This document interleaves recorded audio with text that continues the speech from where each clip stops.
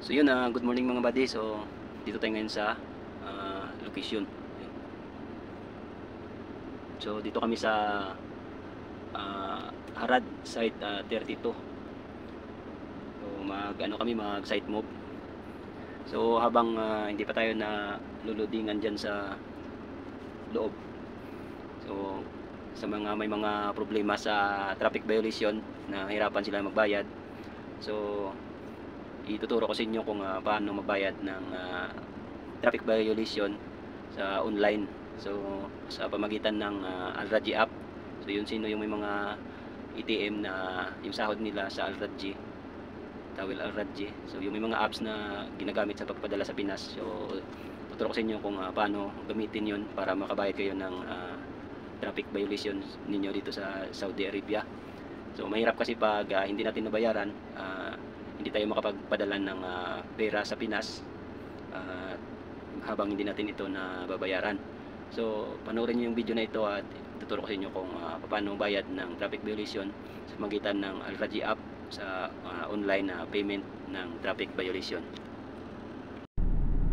So una yung gagawin, punta kayo sa Al-Rajhi app ninyo, na Tawil Al-Rajhi app ninyo, tapos i-open nyo. So click nyo yung payments, tapos click nyo yung government payments, tapos pindutin nyo yung service. So select service, click nyo yung traffic violations. Yan, tapos okay. Sunod, transaction type. So click nyo yung payment, tapos okay.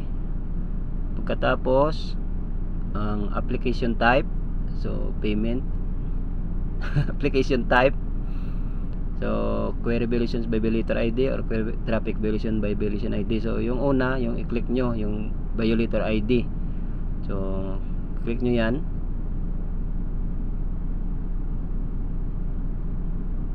tapos okay. So pagkatapos violator ID, so i-click nyo yan, tapos i-type nyo yung ikama number ninyo. So ilagay natin yung ikama number natin.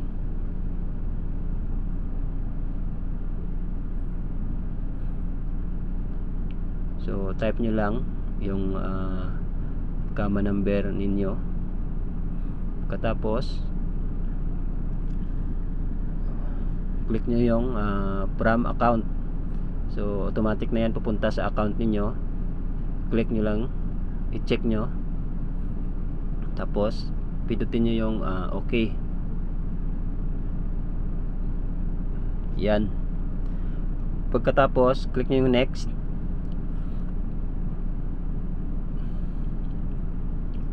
Yan, hintayin nyo lang. Pagka-click nyo yung next, makikita nyo dyan yung kung magkano yung babayaran ninyo. So screenshot nyo muna.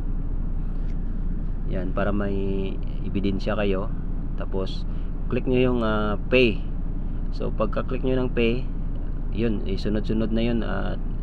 Screenshot nyo lang yung resibo kung ibig sabihin na nakabayad na kayo. So ganyan lang mag bayad through online sa Tawil Al-Rajhi app sa traffic violations dito sa Saudi Arabia. So mahirap kasi pag hindi tayo nakabayad, mahirapan tayo magpadala sa pamilya natin sa Pinas. So yun lang mga buddy. So ingat-ingat tayo sa pagbiyahe, iwasan natin na magkaroon ng traffic violation. So yun lang, salamat.